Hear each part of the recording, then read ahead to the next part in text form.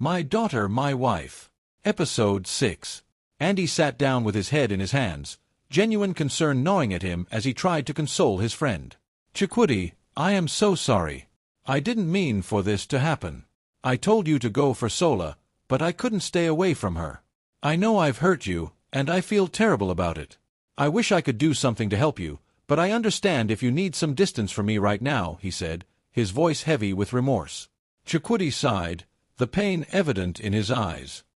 I'm trying to be strong, Andy, but it hurts more than I let on. You know, when Madonna tried to seduce me, I stayed away because I couldn't betray you. You were far away and she was all over me, giving me all the excuses to do the wrong thing, but I fought the temptation and I stayed away. Look, Andy, I know you didn't tell Sola not to love me, you didn't make her choose you over me, but it still hurts so badly that the woman I love this much is also exclusively reserved for you.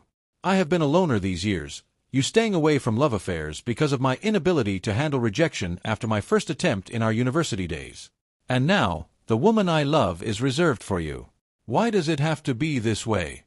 Do I have to blame myself again for not knowing that once two people share a kiss but couldn't go further because of certain extraneous factors, that the chances of desiring to go deeper than a kiss will always be there, especially when that extraneous factor has been removed? But tell me, Andy, do I look so bad that I couldn't even stand a chance?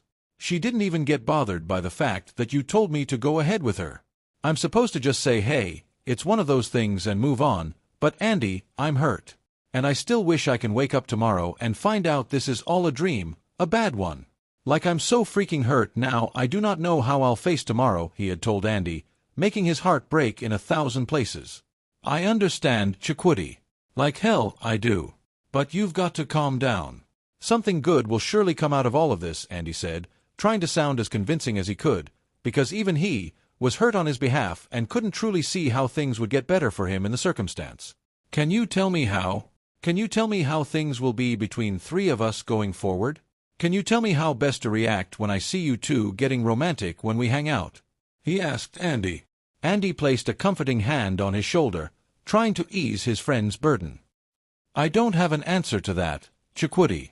I wish things were different, but all I can promise you is that everything will be fine eventually.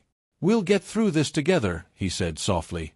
As days passed, the awkwardness between the two friends grew increasingly unbearable. Chidi struggled to keep up a facade of strength while Andy could see his friend's inner turmoil. Their once carefree moments together now marred by the awkwardness that hung between them like a heavy cloud. Their friendship was beginning to have a strain because Andy couldn't tell Chidi about his joy, being with Sola, and on her part, Sola wasn't hanging out with him again. Andy was in a dilemma because he didn't want to have to stay away from his friend totally, but being with him was making him have to spend lesser times with Sola, and he didn't like it one bit. It was as if he got his mother a friend, not himself, a girlfriend. Luckily, this dilemma was not to last for so long because about a week after Sola and Andy started seeing each other, the collaboration with the organization that made them travel to Chicago made their organization send Sola and Andy, and the others in the team that went to Chicago before, to Chicago to start a new branch. For Sola, it was a good thing that they got transferred to Chicago, because she was beginning to feel too uncomfortable around Chidi. Every time he looked at her, she felt he was looking too much, and when he made a joke with Andy, she felt he was forcing himself to stay around. Nothing was the same again. After that night he tried to kiss her, and that was just the truth. When news became public that Andy, Sola, and a few other team members were to begin a new branch in Chicago, a sense of relief washed over Chidi. I'm going to miss you, Andy. But maybe this is for the best, he admitted, a mix of sadness and resignation in his voice. Andy nodded, understanding Chidi's sentiment. It's a necessary step to avoid more heartache for all of us, especially Sola. She doesn't deserve to be caught in the middle of our mess, he said, his eyes reflecting a tinge of sadness too. Their departure from Nigeria was bittersweet, with Andy's mother expressing her own worries about Sola leaving. I'm going to miss her, Andy. She's become a part of our family, she lamented, highlighting the impact Sola had on everyone around her. They said their goodbyes and Sola even gave Chidi a half hug before they boarded. Andy's mother was lamenting about having to stay without Sola's company, and she promised to always be in touch with her. Andy and Sola resumed work in Chicago almost as soon as they arrived. They had been allocated separate apartments, but Sola was practically living in Andy's. He couldn't deny the thrill of having her so close, but as their relationship deepened, Andy's desire for her grew stronger. One evening, as they lounged on the couch, he turned to her, his eyes filled with longing. "Sola, I really want to show you what we could have together, in bed. I love you so much and my body is dying to be with you," he confessed hesitantly. Sola's expression turned serious as she gently placed a hand on his arm. "Andy, I'm old school about certain things. I want our relationship to be void of premarital sex," she said. She wanted sex out of their relationship to enable them see clearly if they were truly compatible enough to consider going on with the proposal to go on the together forever journey. The next day, Andy proposed marriage to Sola, unable to contain his emotions. But she turned him down, her eyes filled with conviction. "You know I love you so much, Andy, and you know more than anything, I'd love to be with you forever, but that decision isn't something I want you to take in the spur of the moment. It's not a decision you make just because you're in a hurry to get in my pants. It's something you have to think over properly because when we eventually do get married, Andy, I won't get divorced. And what that means is, even if you choose to divorce me, Andy, I won't let you go because I'm never going to have a taste of marriage, then return to being single again. Please, Andy, don't make such a huge decision based on physical desires," she urged him softly. Andy was very sad that she turned him down, but the truth in what she said was very glaring. The reason he wanted to marry her immediately was because she gave marriage as the only condition to allow him passage to her paradise of bliss, and he was dying to have her. Despite her refusal, Sola continued to live with Andy in his apartment for over 6 months, observing him closely and getting to know him better. They continued to go out on dates after the day's work and returned to his apartment that was practically serving as their home. She would cook and have them eat and play. Most times, she'll tell him how much she loves him and even make him kiss her crazy, but her ability to know when to make a run for it before things got out of hands would always make him marvel. On a particular night, he got so crazily in need of a woman, he was literally carrying his fully charged propagator everywhere in the house, waiting for her to finish in the kitchen and get a chance to do what he wanted to do. At some point, he made up his mind to get down with her that night, whether she liked it or not, but when she walked out of the kitchen with the food tray in her hands, he looked at him and his distorted trouser in a way that got him ashamed of himself. Sola spent quite some time schooling him on self-control and why sex shouldn't be the central factor between him and a woman he wished to live with forever.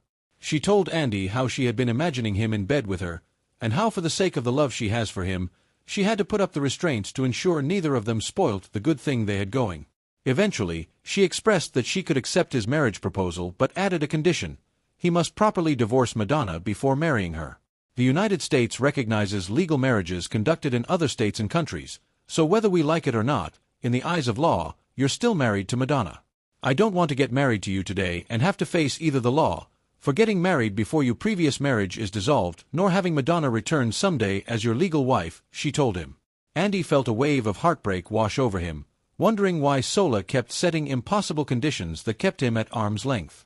Why is this girl always bringing up something to make me have to wait longer than I should? I know she had been keeping me hanging to see if I'd cheat on her because of the unsatisfied urge I was having all these months, but why was she asking me to officially divorce Madonna, who is nowhere close to us?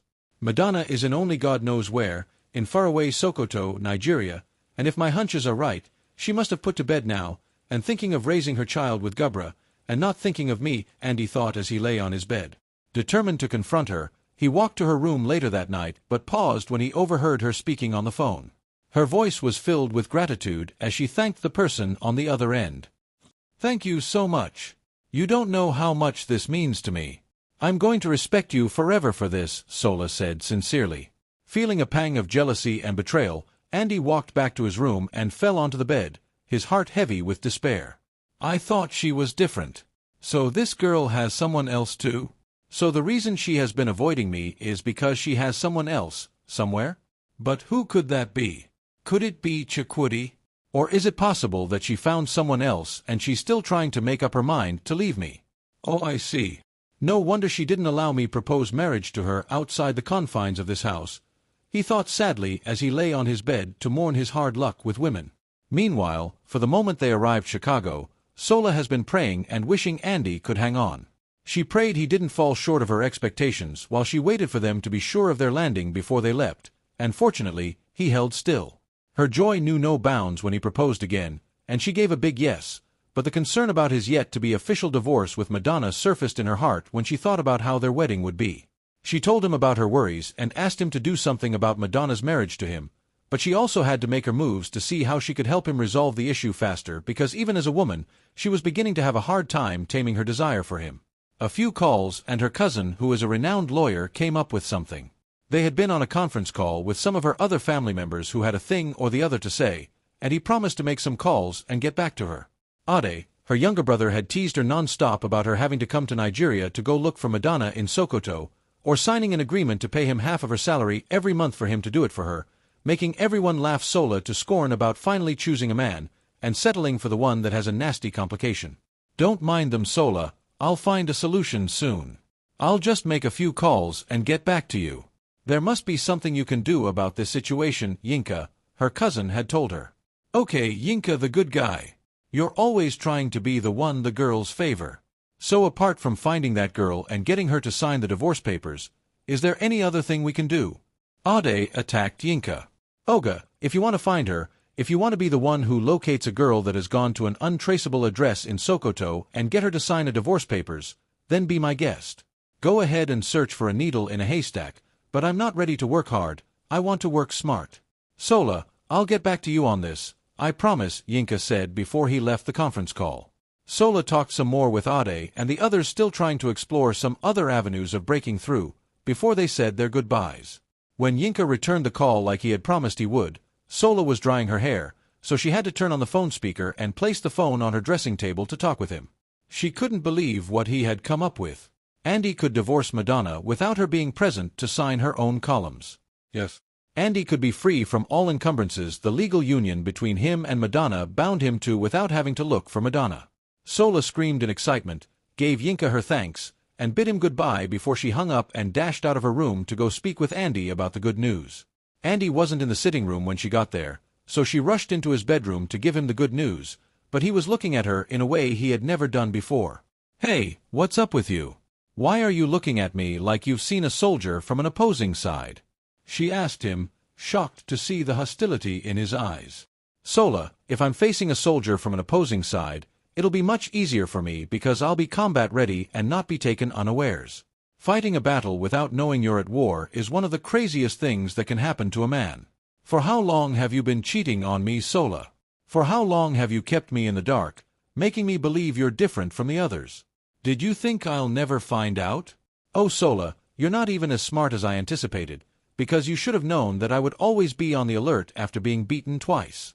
You should have known that you can't fool me for too long. No. Andy can't father another child that isn't his, so he can't let a girl fool him again, no matter how pretty-faced she is. Andy told her, making her head begin to spin. Was that for me? Were you talking to me? Oh, sweet Jesus, this isn't happening, she cried, her heart pumping blood in an unprecedented amount. Sola was very angry with Andy for the insinuations he had made. She knew he was already having trust issues because of what he has been through, but she never expected that he'd so brazenly accuse her of cheating on him when she was doing everything she could to ensure that they had a hitch-free marriage. It was not an easy pill to swallow, but Sola had to forget that he had been quite annoying with his outburst and asked him in a calm tone why he felt that she was cheating on him. Quit trying to sound intelligent with me. You could have used your intelligence for far better things than trying to outsmart someone smarter than you. I watched Stella and Madonna play me for a fool because I didn't quite pay them attention, so don't you ever imagine that because those evil souls were able to deal such dirty blows on me, that you too can come make a mess of my feelings. I heard you talking with your lover in your room a while ago, and just because you never expected that I'd come to your room, you even had the audacity to turn your phone speaker on, he snapped angrily. Sola felt like giving him a sound slap, then walk out of his house and life for good, but she knew she'd be deceiving herself if she told herself she'd be able to get over him so easily. After her ex gave her that fatal blow back then, she was devastated and all, but she was able to pull through because it was the first time her heart was experiencing that kind of hurt, and she knew that she was going to guard her heart to forestall such occurrence again. But if it came down to breaking up with Andy again, it would mean so much because she knew she'll never be able to dare to love again, so common sense told her to work on getting the man she loves, the help she knew he needed. It's okay, Andy, it's a good thing my phone is here, and my call history can still show you the phone numbers recently contacted and the timeline. I'm going to call this number because he's likely going to be the one I'm cheating with, she told him, dialing Yinka's number. He picked almost immediately and was shocked that she called again. Hello, my favorite, It'll be almost midnight in Chicago. Why are you still awake?" he asked her as soon as he picked up the call, and Andy was already smiling mockingly. "Yes, dear. I would have long gone to bed if you hadn't given me the news you gave me earlier. The excitement is making it hard for me to sleep," she told him, making him chuckle. "Well, I guess he too will be very pleased to know that everything can be settled without much ado." "Have you called him yet?" Yinka asked Sola, clearing his throat. She knew why Yinka asked if she called him, because he'd never have imagined that she was living in the same house as Andy when they weren't married. She didn't want to tell him she was in Andy's house too, because she didn't have the strength and time to explain to him that so far, she has been able to maintain the line she wished created between them, until they got married officially. Yinka and everyone else in Sola's age range in their family already knew how much she loved Andy because they often talked about their individual relationships and affairs. So, telling him that she took the risk of cohabiting with him when her feelings for him was considered too strong would mean making him assume that she's been sleeping with him. The long sermon of convincing an astute observant like Yinka wasn't what she needed in her state of mind then, so she made him talk about something else. Not really. I just wanted to be double sure of what you told me before I tell him everything. So would you please tell me everything about how he can proceed with the process?" she asked. "Okay, you are able to get a divorce in the Dominican Republic, even if you are unaware of the location or address of your spouse or they are domiciled abroad. This procedure is very simple and only requires the attendance of one of the spouses during the hearing, which takes usually less than half an hour, and you can leave Dominican Republic the same day in the afternoon. So, since your fiancé is already separated with his ex, and is sure he won't be wanting to get back to her, then he can fly to Dominican Republic tomorrow, and he'd be returning free from all encumbrances his marriage to her placed on him," Yinka told her in clear terms. She asked him a few more questions and got him laughing at her for being more anxious to have Andy's marriage dissolved than the man himself. "You won't understand, Yinka, that divorce is one of the things standing in the way of my happiness. I am hoping that things go smoothly and I'll be able to get the desired results soon. Thank you for this amazing information," she told him before she hung up, to find Andy kneeling beside her, in tears. "I'm so sorry, Sola. I have been a fool, and I know I shouldn't have said all that I said when you haven't given me a reason to suspect you. I should have given you the benefit of doubt and asked you who you were talking to, since neither was troubled about the call, but I jumped into conclusion and nearly broke all my bones and body parts," he told her, looking so sad and downcast. She told him everything that happened after she went into her room, and how she had spoken with Yinka and others before he promised to call her right back. "You know, Andy, some people go through some challenges and would require some sort of therapy to be able to get back to living again. But a good number of people don't wait for therapy before they begin to consciously work on themselves. And actually, I believe personal reevaluation and the strong desire to overcome these challenges is the best and first step to a holistic recovery. You will need to consciously fight the urge to feel insecure around me because even though I have been trying to ensure that I help you overcome your insecurities, I need you to partner with me to make it work. I have tried the much I can to ensure that I don't keep secrets from you, because when I made my research on how to help you overcome the trust issues you're bound to have after your experience with Madonna and her mother, I found out I needed to do a lot to help you. But there's not much I can do if you're not ready to work with me. You can't decide to close your eyes because you saw bad people and expect the good people to pry your eyes open when they're passing by. Please, Andy, understand that I love you too much to imagine cheating on you, and no man on earth will ever move me the way you do. And if I found any reason not to love you wholly, I wouldn't be trying to find a way to ensure we're legally married without troubles," she told him. Andy kept begging her the whole of that night, even after she told him she had forgiven him. They made up their differences and began to plan how to find their way to Dominican Republic to get the divorce papers that they would need to proceed to the next stage of their relationship. With the help of Sola and her relatives, who were so versed in knowledge of a good number of things, Andy got his divorce papers signed and returned to Chicago before he was missed. They were celebrating his successful clinching of the papers and safe return to Chicago, when his phone began to buzz. It was Chidi calling him for the 4th time that day. He had called earlier to tell him he had good news, but Andy was in the arrivals at the airport the last time he called, so he told him he'd call him right back. Somehow, after Sola picked him up from the airport, he didn't remember Chidi again. Of course he couldn't. Not when Sola was all over him with so much joy at the success of what took him to Dominican Republic and for the outcome of the pre-wedding tests he had given his blood samples for, before he traveled. So when Andy saw Chidi's call again, a wave of guilt swept over him and he had to begin with explanations as soon as he took the call. Sola walked into the kitchen when she found out he was talking to Chidi, and he smiled at how she still felt as if Chidi could reach out and touch her from the phone. "It's okay, Andy. I reckoned you'd be trying to catch up with Sola after your trip to Dominican Republic. I would have let you two be for some time, but I've been restless all day. I'm so afraid of telling Meg how I feel for her like we agreed I should, and it's driving me nuts," Chidi told his friend. "Oh come on Chidi, we've been over this 1,000 times. You've got to make the move and be sure of your standing. She's either going to give a yes or a no. Your life won't be lost, neither will your manhood," he said. "That's the problem, my friend. You know how I am, and you know like hell how terribly it would affect me if she says no too. I have a problem with facing rejection. That's one of the reasons I chose to run away from your department. She has been so friendly and everything, but I'm worried about ruining our friendship if things turned out the way it did with Sola," he complained. "Chidi, there's absolutely nothing wrong in being rejected.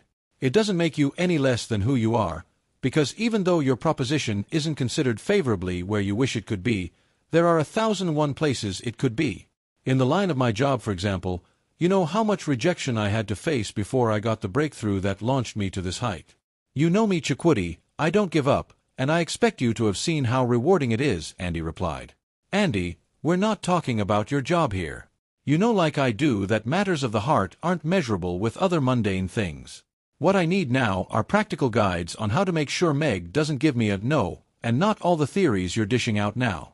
I have made researches to know how I can overcome the anxiety I now have, but those things are easier said than done. I haven't had much experience with the opposite sex, and even though I can't say for sure what tomorrow holds, I don't want to see that tomorrow without Meg," he told Andy. Andy laughed so hard that he nearly lost some teeth. Sola even had to peep out from the kitchen to be sure he hadn't gone insane. "Okay, here's what you should do. Since you're so afraid to ask her yourself, how about you let her get the question in a romantic, yet safer way for you? Like you could send her a message to ask her to be your girlfriend, or you could make a paper graffiti that she can find by her car or anywhere you know she'll see in record time," Andy suggested. "Ah yes, that's it. I'm going to use the graffiti and watch from a safe distance to see how she'll react to it before I walk up to her. Thank you so much, Andy, and congratulations on a successful official divorce with that Madonna. I'll tell you what I heard about Madonna after I've asked Meg to be mine," he told Andy and hung up. "Oh Chidi, the matters of the heart is indeed one thing that can reduce a man to what he should be above," Andy soliloquized, shaking his head. Chidi had told him of an old schoolmate, someone he had known since university days, and how they met again on the day he sent him and Sola to the airport. He told him how she had been almost too excited to see him than he was to see her, and how she had insisted on knowing his house before she went back to her hotel. She had just returned to Nigeria after being in UK for her postgraduate program. Meg started working in the UK after her postgraduate degree there, and was only back in Nigeria for a short while because her younger sister was getting married. Chidi had to attend the marriage ceremony with Meg because she wouldn't let him out of her sight for a moment. From what Andy could sense already, Meg was in love with Chidi, but Chidi was still allowing the issue with Sola hold him back. He advised Chidi to hold on with the decision to ask her out immediately and be sure she was into him as much as he was into her before making a move. And with what he had said about Meg, and how she had opted to take a job in Nigeria, Andy could tell that she was creating the avenues for two of them to be together. "Are you ready to eat now?" Sola asked Andy, emerging from the kitchen with the freshly cooked food she had prepared for them. "Yeah, I'm so famished," he replied, salivating already as the aroma of the delicacy reached him. They sat over the meal and talked while they ate. Andy wanted them to decide which date would suit them for their wedding and to plan on how elaborate they could have it, but Sola wanted to know what plans Andy has in place for their lives after the wedding ceremony. She had them talking about how they'd manage their finances and how many children they hoped to have. They argued about the number of children for a while, until they reached a compromise. Andy wanted 4, but Sola wanted 2. It seemed like a joke at first, but they nearly made a big issue out of it. Eventually, they agreed 3 would be okay, and they talked about the pre-wedding tests that they had gone for. But what if the results had come out unfavorable? "I don't know why you even had to make us take the tests," he told Sola. "You won't believe it, but I was more nervous than you. I would have been sworn to a life of celibacy if the results had turned out bad. I wouldn't have gone ahead to marry you when I know how miserable our lives would become when the effects of our medical incompatibility would set in, and how our love would become a thing of the past when we keep facing one storm after the other. Still, I wouldn't have been able to consider being with another man. I guess that's why God is gracious enough to have allowed the results come out the way they did, Sola told him, and he couldn't agree less. It would have been a really terrible blow to my already fragile heart if we had to go our separate ways at this point of my life, he concurred. They fixed a date for their wedding and made all the preparations for the big day. It was a good thing that most of her family members already had traveling papers, so Andy only had to worry about his mum and one of his sisters that didn't have. Sola has always been the religious type, but Andy never had to pray with her. But with their marriage already set to hold soon, she sort of compelled him into praying with her because she wanted their children meeting them as a praying family. After Chidi hung up the call with Andy, he became so happy and confident that he would be able to ask Meg to be his girlfriend without having to get a wrong reaction firsthand. He quickly called her and wanted to know if we could hang out later that night. She sounded uninterested, but agreed to come out, nonetheless. Look, I didn't come to Nigeria to hang out every now and then, just to eat shawarma and barbecue. I plan to sleep tonight, but I'll just come since you really want me to, she told him when Chidi continued to pressure her into agreeing to come for the date. He got everything prepared for the night and went out to get himself prepared. He needed to get a fresh haircut and a new perfume to add to his self-confidence. Andy had always made fun of Chidi and his imagination that one type of perfume never gave him the kind of confidence he needed, whenever it mattered. He was just getting out of the shopping mall where he went to pick up the perfume and some other things he thought he could need for a successful outing that night, when he ran into Madonna. She was in an almost unrecognizable state with her hair looking as unkempt as that of Aikna, a confessed witch and mad woman in his village. He had almost gotten into his car when she approached him, looking at him pleadingly. "Please, Uncle Chidi, help me. I'm in a very bad state now and I need help," she said, making Chidi wish he could give her a really hard slap. "Of course you need to be in a bad state, Madonna. I only didn't expect that you'd be looking this badly barely a year after you left my friend for dead," he told her angrily. He heard that she had returned from Sokoto where Gabra had left her with his other wives. According to the story, she had some complications while trying to give birth to her baby because of its huge size, and Gabra told her he had to return to Lagos to look for money. Gabra's other wives made some payments when she seemed so close to losing her life, and an emergency seize had to be performed on her to save the child. Chidi's neighbor, for whom Gabra now works, told Chidi how Madonna had traced Gabra to Lagos and found him in his compound and all hell let loose. She was said to have created a hell of a scene as she complained about how she had to work her bones out to pay the remaining hospital bills to get her out of the hospital, only for her to find out that Gabra had just taken a new wife, one who returned to Lagos with him. "Chidi, you won't believe it. That girl was ready to pull my house down that day because the guy said he didn't have the time for her troubles when she had just put to bed. I nearly cried myself when I heard Gabra telling her to return to Sokoto because he could only accommodate a woman that could withstand him in bed per time, and since she had just had a seize, she was to stay at least 1 year in Sokoto until she was fit for him in bed, then he could bring her to Lagos and return the other one, who must be heavily pregnant by then," his neighbor told him. So Chidi could already picture Madonna in the mess she created for herself. He just didn't imagine she was going to look that bad. "Please, Uncle Chidi, I know I did so many bad things. I even hurt my daddy so badly, but it wasn't intentional. I have been looking for a way to find him since I returned to Lagos, but I haven't been able to get a clue on how to see him. I was passing by now, and saw your car, so I thought that I could get you to help me reach him," she said. "Reach him? Wait, are you talking about reaching Andy? Oh, don't make me laugh, Madonna. That man was never in your league, and even in his low moments he went so low and got entangled with you, but right now, he doesn't have the ability to go so low. Yes, that ability has long been taken off him by his soon-to-be wife. So here's the best advice for you. Get yourself back to the village, behave yourself, and maybe, just maybe, your grandma would be able to arrange you for one of the old widowers in the village, and you can get to bear some legitimate children in your lifetime," he told her. She looked at Chidi with tears in her eyes, then made to walk away, but turned around and asked if he could help her with some money. "The woman I work for won't allow me eat until all the plates have been washed and the entire restaurant mopped. I can manage myself, but she thinks allowing me stay with my baby in the packing store is enough favor. She wouldn't hear a thing about giving me anything reasonable enough to feed the poor child," she told him, and even though he had intended to get into his car and get on with the all-important date he had coming, he couldn't help but feel a pang of pain as he imagined what the little baby must have been through since it was born. He got his wallet out and gave her some cash, but also asked her to come to his house the next day so he could make proper arrangements to send her to the village.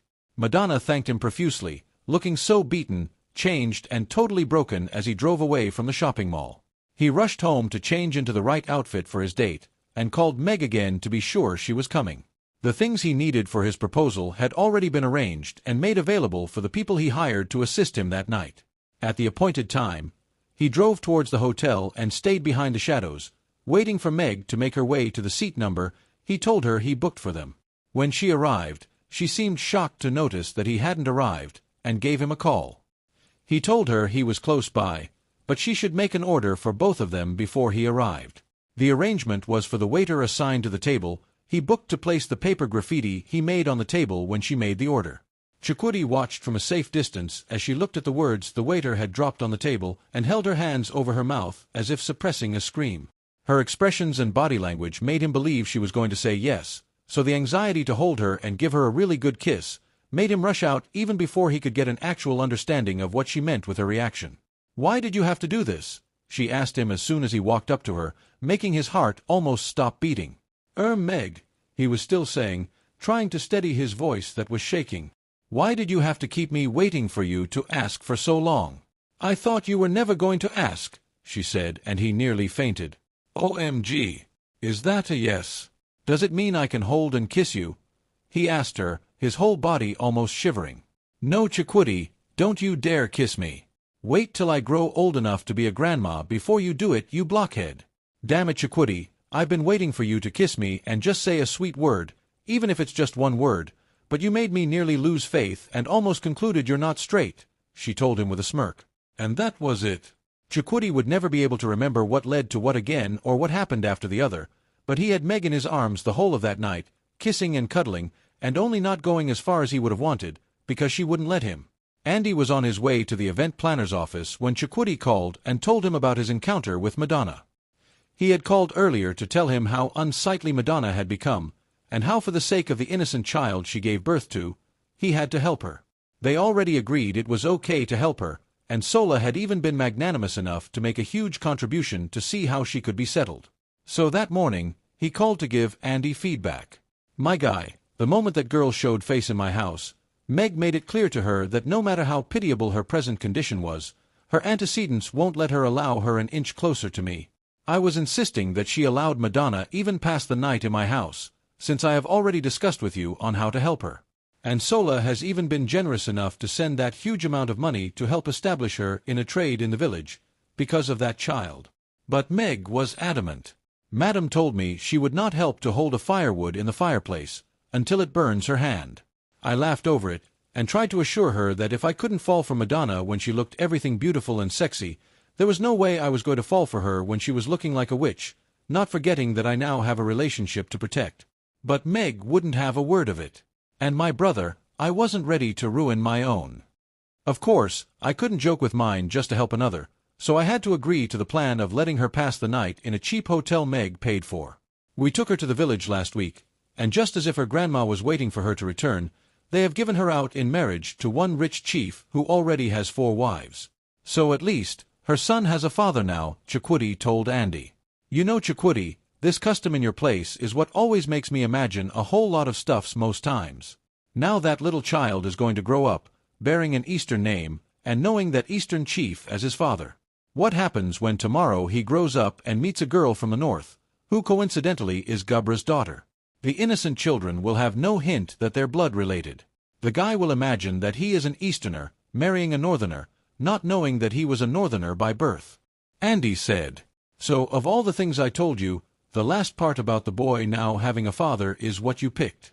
I thought we have agreed to let these issues about our respective tribes and cultures rest. Hope you haven't forgotten that I have my reservations about some parts of your customs and traditions too. I may not know how all these customs started, but having the young boy now belong to a family is better than leaving him to roam like a bastard. See it as an adoption, and understand that the chief who married Madonna may have done what he did because of her beauty, but has helped her give her child a home and an identity," Chidi said, and Andy chose not to argue again. Chidi told Andy that he had to quickly strike while the iron was hot. He already proposed marriage to Meg, and she said a yes, so loud he almost couldn't look up at the people clapping for them because of the shyness that enveloped him. He thanked Chidi for keeping in touch, and for helping with Madonna. It was kind of relieving to know that she was now with someone and wouldn't be a bother to him and Sola.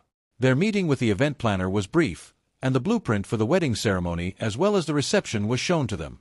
A few days to the wedding, their immediate family members that weren't already in the USA flew in for the wedding, and just like they had hoped, the wedding ceremony was a great success.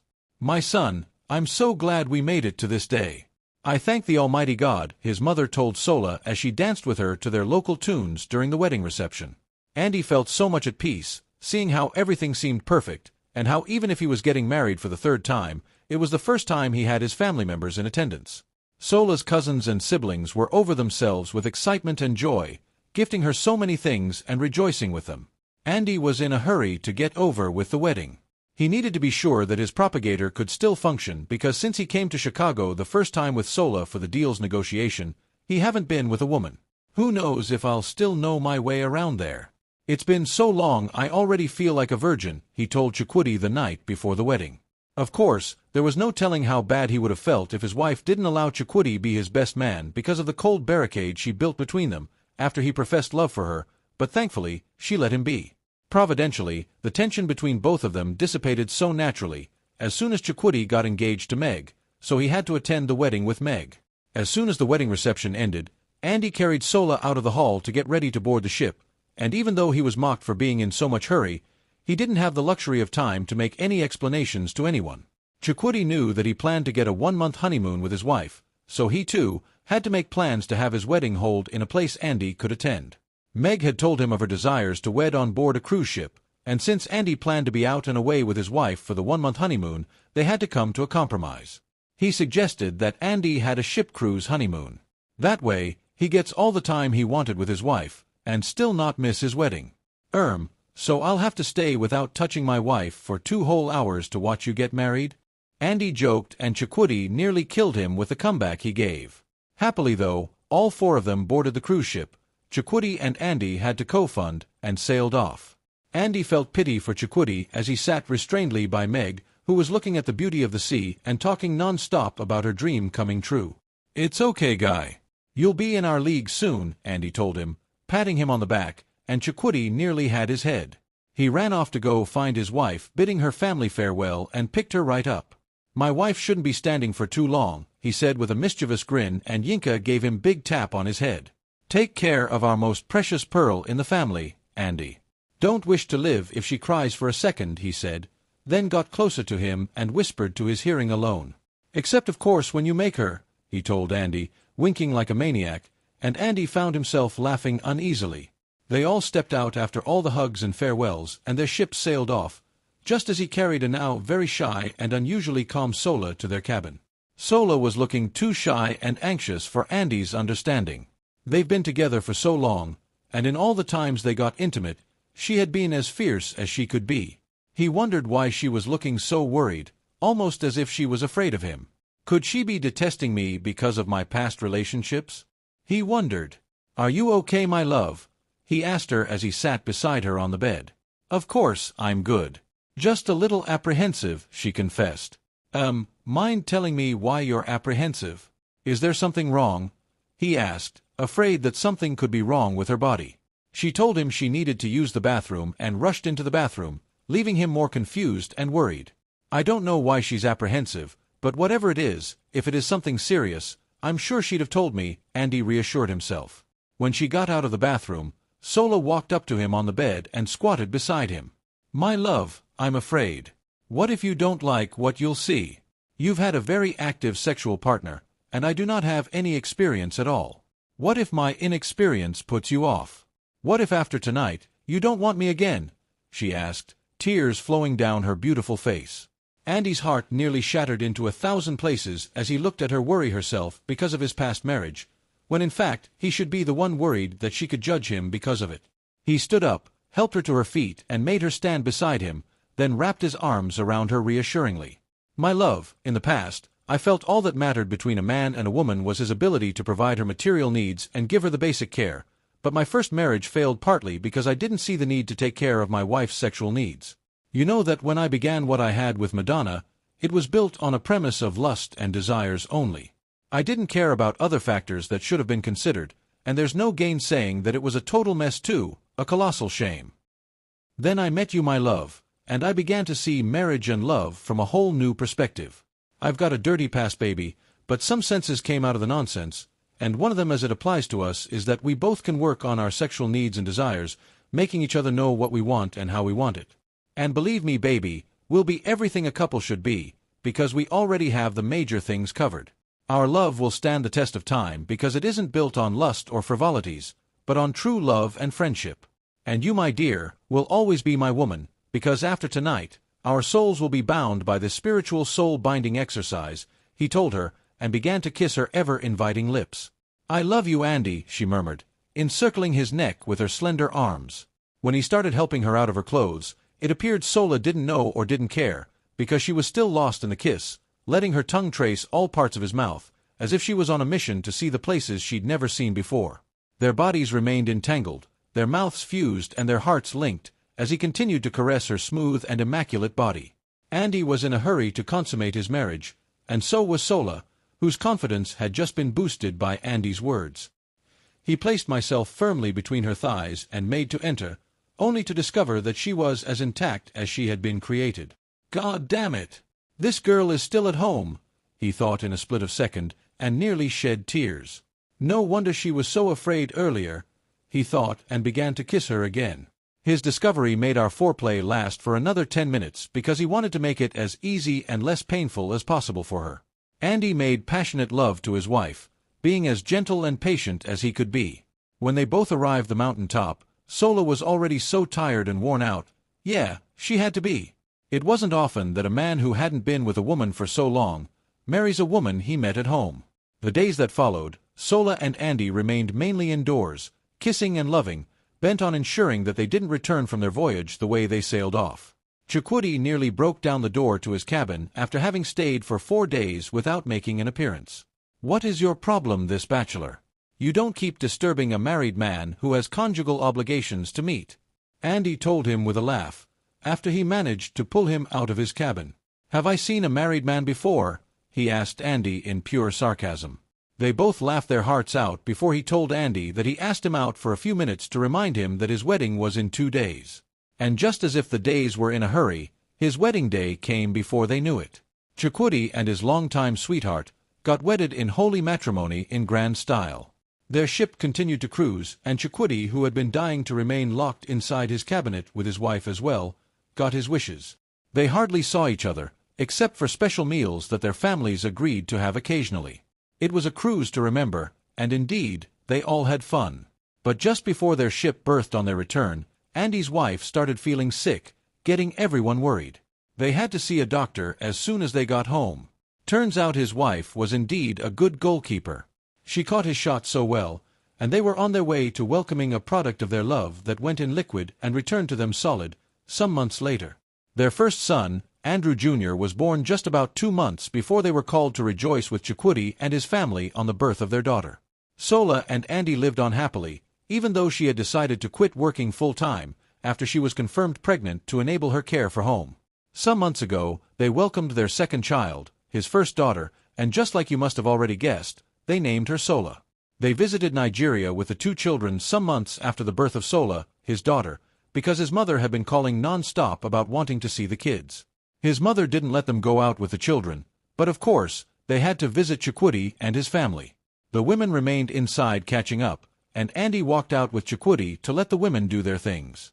Chidi told him how he had gone to the village for Christmas and had seen Stella's children, Andy's erstwhile children, now living with Madonna in her new house, and how that Stella had returned to the village with 2 new children, having been abandoned by her lover.